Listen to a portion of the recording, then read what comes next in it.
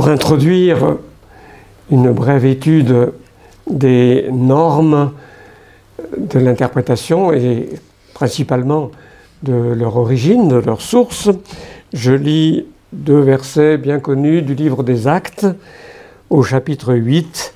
C'est le récit de la conversion du ministre éthiopien Varenne Candace, qui revenait de Jérusalem, où il avait été pour assister à la fête. L'Esprit a conduit Philippe à le rencontrer au long de la route. L'Esprit dit à Philippe: avance et rejoins ce char, le char de ce dignitaire éthiopien. Philippe accourut, verset 30, et entendit l'Éthiopien qui lisait le prophète Ésaïe.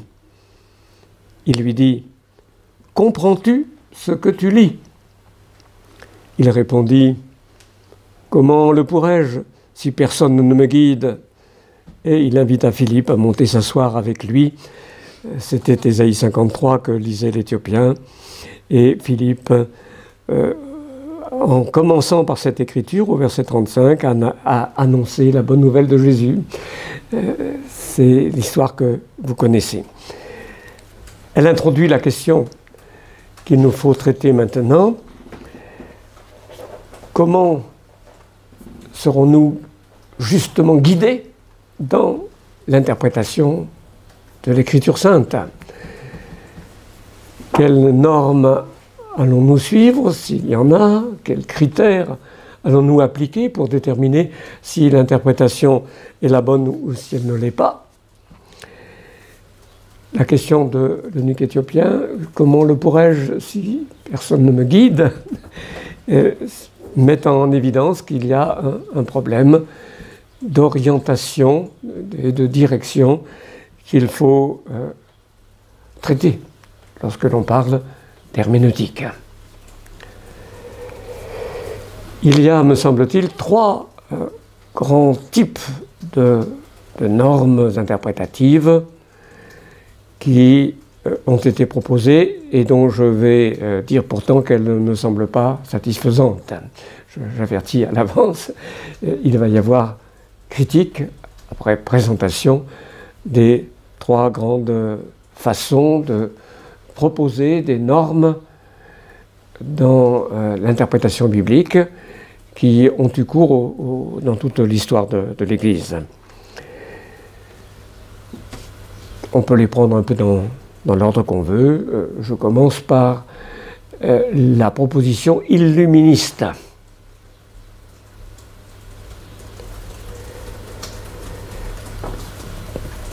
Comment serais-je guidé et pourrais-je déterminer le sens d'un texte biblique? C'est l'Esprit qui va me le dire.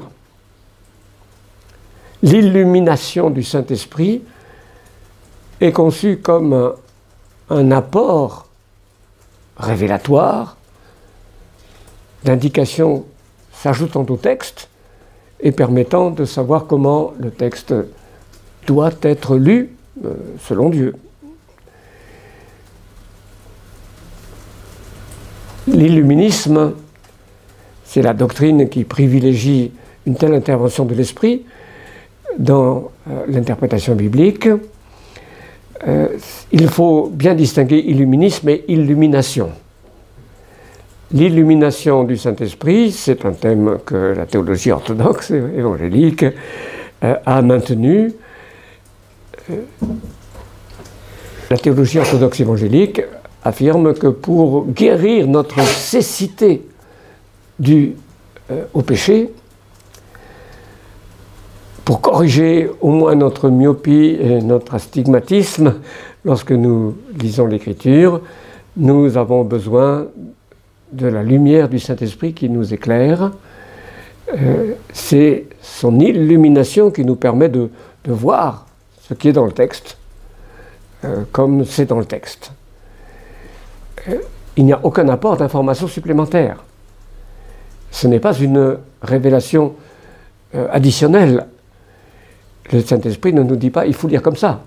Non, le Saint-Esprit guérit notre regard. Selon l'expression qu'on trouve dans la première, dans le premier chapitre de l'Épître aux Éphésiens, Dieu illumine les yeux de notre cœur. Le cœur étant l'organe de la compréhension dans toute l'Écriture. Donc l'illumination, nous affirmons très fortement notre besoin de l'illumination, mais je désigne l'illuminisme comme une tendance associée à des thèses doctrinales qui propose une autre source de normes de lecture que la Bible elle-même, une œuvre de l'Esprit qui se surajoute à celle qu'il a accomplie en inspirant la Bible elle-même. Le plus souvent dans l'histoire, cet illuminisme s'est concrétisé par la reconnaissance d'un ministère privilégié, d'un fondateur de communauté, voire de secte. Ce n'est pas chacun des fidèles, bien que le thème en ait été développé au XVIIe siècle, chez les Quakers en particulier, une inspiration tout à fait individuelle. Mais en général, ça n'a pas été purement individuel, mais à partir du ministère privilégié d'un fondateur qui apparaissait un homme de Dieu très remarquable, avec un rayonnement, un magnétisme, un charisme au sens sociologique du terme, de grande autorité.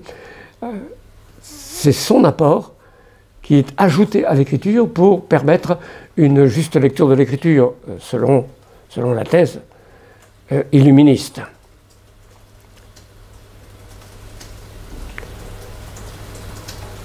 Je signale simplement un cas limite, un cas intermédiaire entre l'illuminisme tel que je le décris, un illuminisme avec une personnalité qui a reçu la clé des Écritures en quelque sorte, et puis la position orthodoxe évangélique que je tente de dessiner pour vous.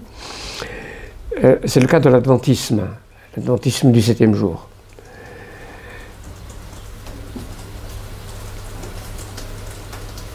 L'adventisme reconnaît l'œuvre d'une prophétesse, Mrs. White, et lui donne une grande autorité de fait dans la lecture de l'Écriture. Mais c'est un cas limite dans la mesure où, en tout cas, l'adventisme aujourd'hui, et par la bouche de représentants tout à fait autorisés, j'ai eu des échanges avec les adventistes, j'ai même été invité à parler à l'université adventiste du Salève. Donc, j'ai eu vraiment des rapports personnels. Je pense pouvoir dire qu'ils récusent toute attribution d'autorité de même rang que celui de l'écriture à Mrs. White, Ellen White. Son autorité, à leurs yeux, correspond à peu près à celle de Luther et de Calvin chez les luthériens ou les calvinistes, mais pas davantage. Alors on peut se demander ce qu'il en est des fidèles au ras des pâquerettes, comme on dit, et peut-être de certains autres courants au sein de l'adventisme traditionnel. Mais le cas est limite parce qu'on a l'impression que Mrs. White, qui a dit beaucoup de choses très sensées, Mrs. White reçoit une autorité quand même disproportionnée dans la pratique courante de nos frères et sœurs adventistes quant à leur lecture de la Bible. Et avec quand même, alors il n'y a pas eu que Mrs. White d'ailleurs, à ce propos, avec des doctrines que les évangéliques en général ne peuvent pas admettre sur la purification du sanctuaire céleste, des thèses d'interprétation prophétique du livre de Daniel et de l'Apocalypse en particulier, qui ne paraissent pas appuyer très sérieusement sur une exégèse ordinaire. Mais il faut dire en même temps que quant au principe des représentants patentés de l'adventisme aujourd'hui, ne valident pas la thèse illuministe. On ne peut pas les ranger dans cette catégorie. Ça, c'est la première forme. La deuxième forme correspond à ce que Luther a désigné comme un illuminisme. Alors, il utilisait le mot allemand Schwärmerei, mais c'est à peu près ce que nous appelons illuminisme. Un illuminisme institutionnel, à savoir le magistère catholique romain, culminant dans l'infaillibilité ex cathedra de l'évêque de Rome, appelé le pape. C'est à la fin des articles de Smalcald que Luther dit du papisme que c'est un illuminisme. C'est en effet, pour la théologie catholique, un charisme particulier qui appartient à l'évêque de Rome comme le pasteur universel de l'Église chrétienne, successeur de Pierre et vicaire de Jésus-Christ. C'est un charisme particulier qui lui permet de dire comment lire l'Écriture. Alors dans la thèse, c'est un service de l'Écriture. Il n'est pas censé ajouter quoi que ce soit. Il n'est pas censé modifier le sens des Écritures.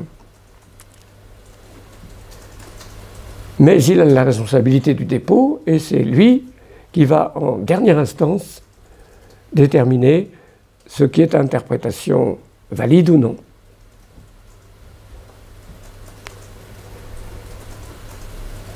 Cela s'est exprimé au fil du temps. Alors, le pouvoir pontifical étant partagé par les conciles universels, les conciles écuméniques, comme ils sont appelés. Dans le fil de l'histoire, cette prérogative s'est manifestée le plus souvent par des choix d'interprétation de textes que l'on peut effectivement comprendre en tirant sans doute un peu à droite ou à gauche de façon diverse. Mais les derniers dogmes proclamés par les papes semblent bien, beaucoup d'observateurs en tout cas jugent qu'il en est ainsi, ajouter à tout ce que le lecteur ordinaire pourrait percevoir comme possibilité d'interprétation de l'Écriture. Les derniers dogmes, en dehors de celui de l'infaillibilité pontificale lui-même, qui a été promulgué par le Concile du Vatican I, les deux derniers dogmes promulgués par des papes sont l'Immaculée Conception et l'Assomption de Marie. Dans les deux cas, il paraît vraiment impossible, et on a des textes officiels qui vont presque jusqu'à l'admettre. Dans le catholicisme, il est pratiquement impossible de trouver dans l'Écriture quelque chose qui permette d'affirmer cette Immaculée Conception, contre laquelle, je le rappelle, Thomas d'Aquin lui-même s'élevait. Thomas d'Aquin, contre ce qui a été la position majoritaire après lui, en tout cas, ne souscrivait pas à l'Immaculée Conception. Il admettait une purification entière de Marie déjà dans le sein de sa mère. Ce n'était pas très longtemps que Marie était considérée comme atteinte par le péché originel. Mais il luttait contre l'Immaculée Conception. Duns Scott, à la génération d'après, le grand critique de Thomas d'Aquin, lui au contraire a œuvré en faveur de la doctrine, mais elle n'a été promulguée comme dogme qu'en 1854. Et le seul fait que Thomas d'Aquin ne l'ait pas trouvé dans l'Écriture est déjà, je pense pour un catholique, le signe que ça n'a rien de si évident dans l'Écriture elle-même. Et le dogme de l'Assomption de Marie, bien que rédigé dans un langage assez ambigu, il n'est pas si durci, si carré, comme on aurait pu le croire. Donc, promulgué en 1950 par Pie XII, ce dogme, lui aussi, est établi sur une tradition chrétienne ancienne et non sur des textes bibliques formellement invoqués.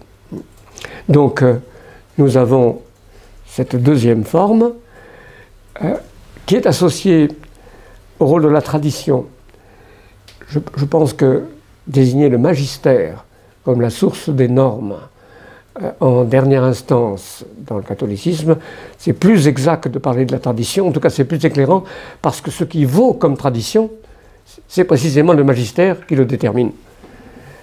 La tradition elle-même a été assez diverse.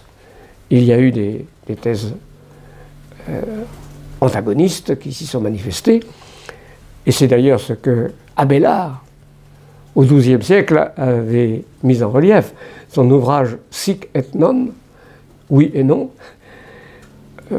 propose des citations des pères de l'Église essentiellement, et de quelques autres textes qui se contredisent à propos d'interprétation de la foi. Donc, ce qui vaut comme tradition, c'est ce que le magistère de l'Église considère comme tel. Et il y a d'ailleurs eu une formule fameuse que Pie X semble avoir déclarée au Concile de Vatican I. Attendez, non, c'est Pie IX. Un peu agacé par des débats qui correspondaient à des réticences par rapport à l'affirmation de l'infaillibilité pontificale, Pie IX a dit, paraît-il, « La tradition, c'est moi !» Comme Louis XIV a dit « L'État, c'est moi !» La tradition, c'est moi. Ce qui correspond à ce rôle définisseur du magistère à cet égard. Donc c'est la deuxième grande voie, source de normes, le magistère ecclésiastique, qui utilise la tradition. Et puis la troisième forme, alors, c'est la forme qui est la plus répandue dans le protestantisme, c'est celle du jugement individuel, disons du jugement humain, individuel, mais aussi collectif. Là, de toute façon, les individus sont membres les uns des autres. C'est une vérité déjà créationnelle. Et les opinions que nous entretenons chacun sont très largement déterminées par ce que notre entourage, le groupe dont nous faisons partie, a influencé. Donc, c'est le jugement humain qui est considéré comme l'instance capable de déterminer la juste interprétation de l'écriture, et dans le libéralisme en particulier, ce qu'on peut retenir et ce qu'on ne peut pas retenir. Mais vous avez donc cette affirmation, souvent le mot de science est proclamé, au temps moderne en tout cas, c'est l'autorité scientifique qui est invoquée en faveur ou au contraire en défaveur de telle ou telle interprétation des Écritures.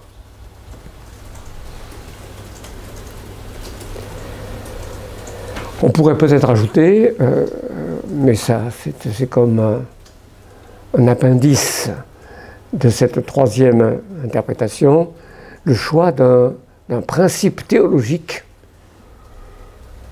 que l'interprète considère comme tout à fait central et déterminant, qui est vraiment l'axe principal de l'Évangile, de ce qui constitue l'essentiel de la foi, un principe théologique qui est appliqué à la lecture des textes pour que ce principe théologique détermine la juste façon de lire.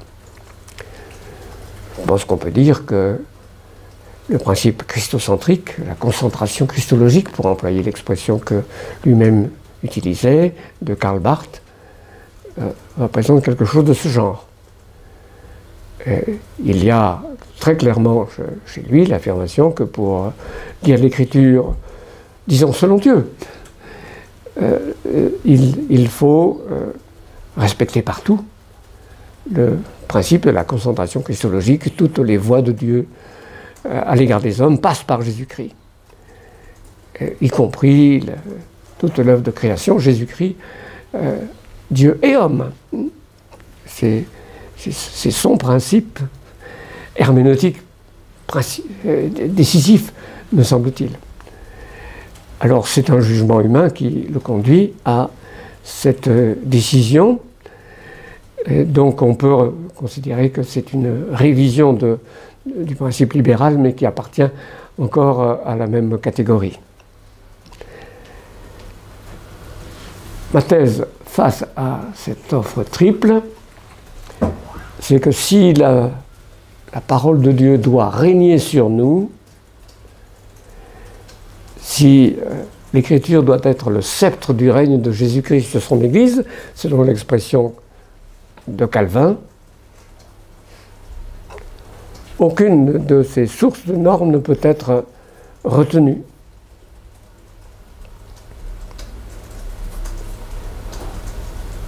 Oui, bien sûr, notre jugement humain fonctionnera dans l'opération.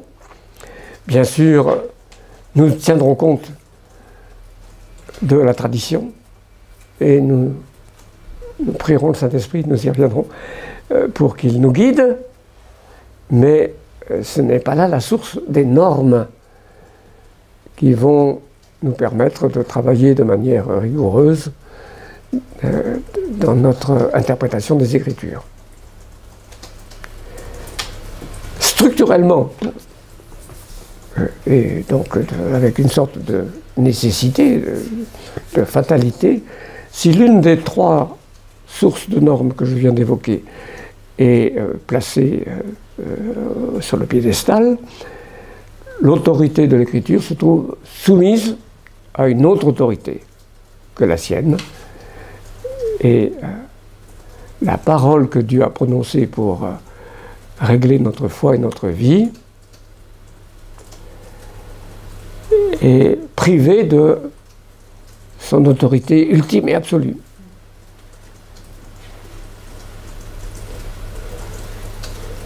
C'est ce que les réformateurs, alors Luther et Calvin, ont fait valoir face à l'illuminisme. Et Calvin est très précis, d'une lucidité admirable, comme si souvent, dans le premier livre des Institutions, lorsqu'il dit ça implique que le Saint-Esprit va être jugé par nous. Mais oui. Le Saint-Esprit nous a donné, en quelque sorte, son identité en inspirant l'Écriture. Et pour se faire reconnaître, le discernement des esprits étant nécessaire, et enjoint par l'Écriture elle-même, le Saint-Esprit nous demande d'utiliser l'Écriture inspirée par lui.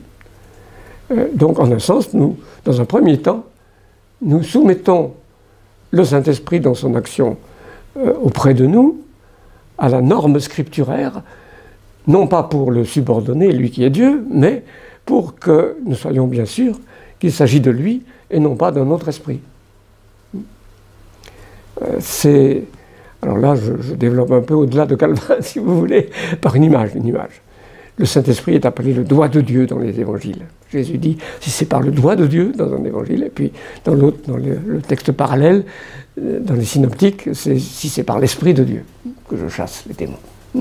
Donc il est appelé le doigt de Dieu. Et je dirais, la Bible, c'est l'empreinte digitale du doigt de Dieu, qu'est l'Esprit. Pour reconnaître que c'est bien l'Esprit, on vérifie l'empreinte digitale. C'est comme cela que l'exhortation à éprouver les esprits, avec la norme, celui qui nous écoute est de Dieu, celui qui ne nous écoute pas n'est pas de Dieu. Première de Jean. Voilà.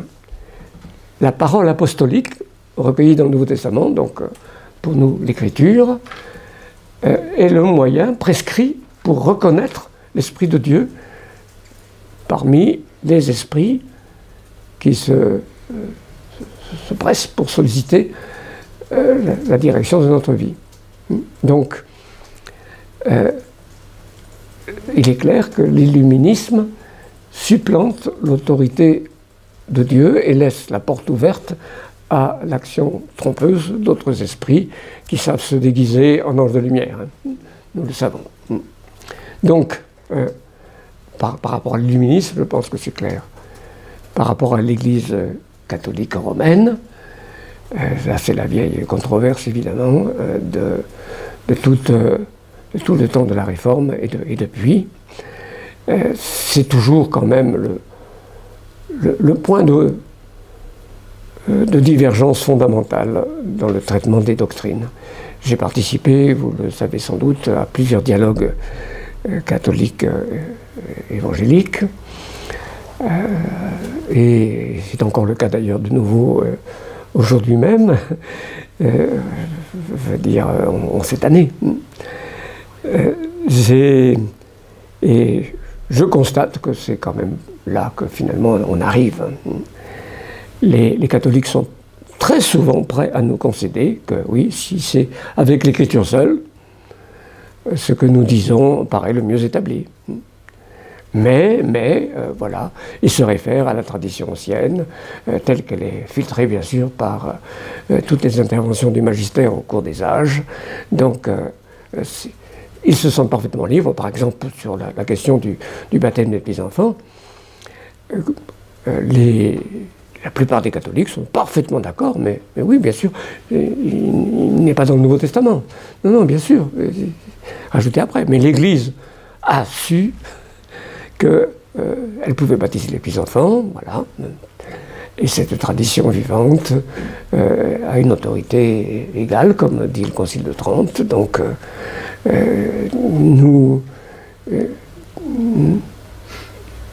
ils n'acceptent pas le principe sola scriptura, et donc nos arguments n'ont finalement pas d'effet. Oui. C'est, me semble-t-il, quelque chose de très marqué, et je vous fais part d'une remarque de Berkouwer dans son volume sur l'Église, qui me semble très très pertinente. Il connaît bien l'argument catholique romain. Cette prérogative du magistère, qui culmine en la personne du pape, c'est un privilège de la Nouvelle Alliance. C'est un plus, une grâce communiquée au peuple de la Nouvelle Alliance par contraste avec ce qui valait de l'Ancienne Alliance. C'est aussi d'ailleurs le cas pour les sacrements. Il y a une différence très marquée, Ancienne et Nouvelle Alliance, selon la théologie catholique. Donc c'est un privilège de la Nouvelle Alliance que cette prérogative pontificale. Et Berkouwer remarque que dans le Nouveau Testament, les paroles adressées aux églises de répréhension et de correction sont très semblables aux paroles adressées à Israël dans l'Ancien Testament. Qu'il n'y a pas le décalage que présuppose la thèse catholique que je viens de rappeler. Alors je pense que c'est très intéressant. Je n'ai vu cet argument que dans le livre de Berkouwer que je viens de citer. Alors elle se trouve peut-être ailleurs, j'ai lu un nombre très limité de livres, mais je pense que c'est en effet quelque chose de très pertinent. Un argument qui est fort. Et si le magistère finalement détermine ce qui peut être tiré de l'écriture, il est fatal, sauf si on admet a priori son infaillibilité, qu'une déviation en résulte, avec la fragilité humaine qui demeure chez les chrétiens et chez les serviteurs de Dieu les plus éminents. Il est pratiquement inévitable qu'une institution qui prétend déterminer en dernière instance quel est le sens des textes qui vont la régir dérapent aisément. Et quant à la troisième forme, qui est surtout évidente dans le libéralisme protestant, là aussi il est évident que c'est l'autorité de l'écriture qui est battue en brèche. C'est plus évident même que dans les deux précédents cas. Et je fais seulement le commentaire suivant. La prétention à la scientificité, qui a une très forte influence sur l'opinion publique dans les églises, qu'on pourrait appeler l'opinion publique dans les églises, nous ne pouvons la combattre, me semble-t-il, qu'en admettant qu'il n'y a pas de raison autonome, de méthode scientifique qui soit neutre, qu'il y a toujours des présupposés qui jouent. Alors il y a d'autres fronts, le front sur lequel par exemple Kenneth Kitchen a beaucoup combattu, concerne les données de fait. Et on peut se battre sur ce front-là aussi, comme il l'a fait. Les données de fait qui viennent en particulier de l'archéologie et qui ne sont pas prises en compte comme il faudrait, c'est ce que montre Kitchen par beaucoup du traitement libéral des textes. Mais personnellement, en tout cas, je crois que ça ne suffit pas, que cette méthode scientifique elle-même n'est pas neutre et qu'il faut opposer à la méthode scientifique nourrie et régie par des présupposés de type libéral, une science biblique qui est régie par des principes évangéliques. Donc, les trois voies que j'ai schématisées ne peuvent pas, me semble-t-il, valoir pour nous si nous voulons que la parole, et la parole qui se trouve donc inscripturée, la parole biblique, règne comme la parole de Dieu, comme forme du règne de Dieu sur nous, de manière absolue, suprême. Alors comment déterminer les normes et les critères de validité?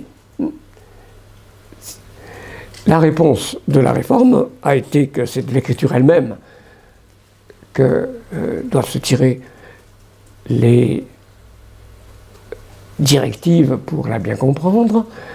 La formule, l'écriture interprète d'elle-même, a été mise en avant. Mais il me semble que ça n'a pas été fouillé assez loin.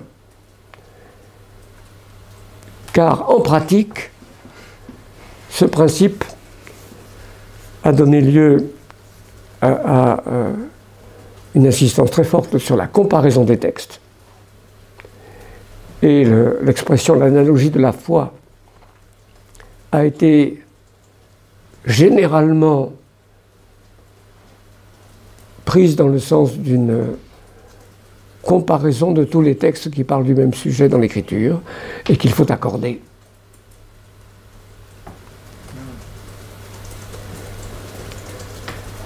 Ce n'est pas le seul sens. J'ai un de mes premiers textes, en tout cas un texte ancien, non, c'est pas le premier, mais un texte ancien qui est des années 80, donc qui correspondait à une étude proposée à Édimbourg, mais qui a été traduite en français et publiée par Rockma, je crois. Donc sur l'analogie de la foi, vous pouvez voir des données supplémentaires à ce propos. Mais sous cette forme la plus courante, ou je pense d'autres formes aussi. Chez Calvin, on s'approche de l'idée d'un principe théologique qui va servir à valider une interprétation plutôt qu'une autre. Karl Barth peut se référer à cet exemple de Calvin, mais chez lui ce n'est pas une pratique méthodique, mais c'est une intuition. Donc il y a eu plusieurs versions de l'analogie de la foi, mais sous la version la plus courante, je pense qu'on bute sur la difficulté suivante. Il faut bien commencer à interpréter. Pour comparer les textes, il faut déjà avoir interprété certains textes. Comment interpréter droitement ces textes avant de les comparer entre eux? Les textes les plus clairs, oui, mais il faut quand même déjà les interpréter. Alors comment pourra-t-on le faire? Alors c'est là que je fais une proposition. Je ne l'ai pas vue présentée telle quelle par d'autres théologiens, mais là aussi c'est peut-être que simplement que je n'en ai pas lu assez. Mais je fais une proposition, je suggère que c'est l'autoprésentation de l'écriture qui est la source des règles et des normes, des critères.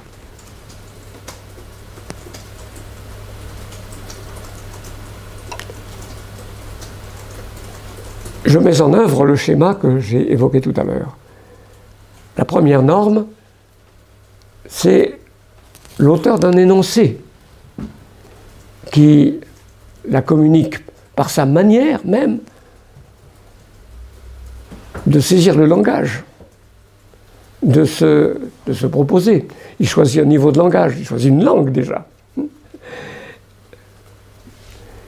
Il y a un exemple très très amusant qui se trouve, je crois, chez Ferdinand de Saussure, hein, le grand linguiste.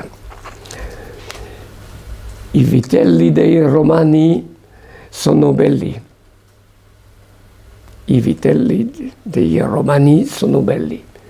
Si c'est de l'italien, ça veut dire les veaux des Romains sont beaux.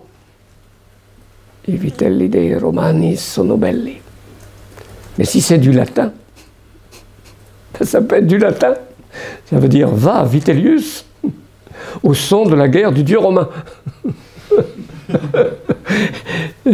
Il a trouvé ce moyen de montrer, vous voyez, comment de langue avec les symboles. Alors c'est vraiment très très subtil. Et donc, un auteur choisit une langue. Il sera compris en fonction de son choix de langue. C'est une auto-présentation. C'est la première démarche. Avant d'accéder au contenu de ce qu'il a dit, je suis touché par son choix de langue, de langage, et son auto-présentation. Pour que l'écriture règne sur nous et pas d'autre autorité à son niveau, il faut que ce soit son auto-présentation qui me donne aussi l'orientation voulue pour l'interpréter et les règles. Voyez. Voilà ce que je suggère, comme c'est un aspect formel qui précède toute connaissance du contenu, ce peut être le moyen de commencer par l'écriture, interprète d'elle-même par son auto-présentation. Alors, une fois qu'on a saisi cela, il y a deux ou trois autres choses qui sont, me semble-t-il, utiles à dire. Et puis, dans un autre exposé que nous verrons, quelle orientation est concrètement imprimée à notre interprétation par l'autoprésentation scripturaire. La première chose que j'ajoute en cette fin d'exposé, c'est que c'est un schéma en spirale. L'autoprésentation de l'écriture qui nous touche pour commencer, parce que l'initiative est celle du locuteur, de l'auteur biblique, elle est très très rudimentaire. Je discerne que Dieu me parle en hébreu. Je discerne plutôt que tel auteur me parle en hébreu. Et je vais décoder selon l'hébreu.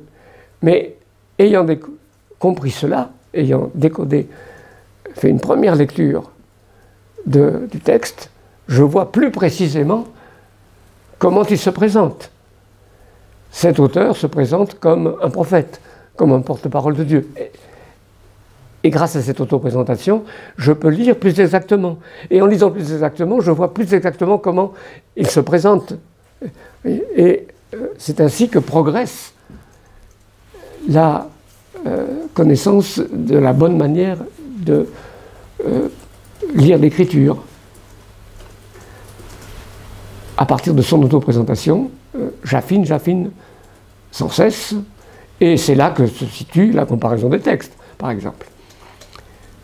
L'autoprésentation de l'écriture comme un livre unifié, cohérent, va me permettre de détacher cette règle de la comparaison des textes. Ça, c'est la première remarque. La deuxième remarque concerne l'autre élément dans le schéma que j'ai donné dans l'autre exposé. La deuxième norme, c'est la vision de ma propre pensée dans laquelle j'intègre ce qui est reçu. Dans le cas de l'écriture, cette précompréhension de ce dont parle l'écriture, elle est bien là. Mais si c'est la parole de Dieu que j'accueille, cette parole a un pouvoir réformateur. Donc ce n'est pas une norme. Ma précompréhension doit être elle-même soumise à la correction, à la réformation de ce que le texte me transmet comme pensée, vérité, sens de Dieu. Voilà le deuxième élément. Là, c'est un trait qui est propre à l'herméneutique biblique. Face à toute autre source de texte, tout autre auteur, j'ai la liberté de le critiquer. Mais je suis sot si je fais cela quand il s'agit de la parole de Dieu. Voilà donc sur la source des normes.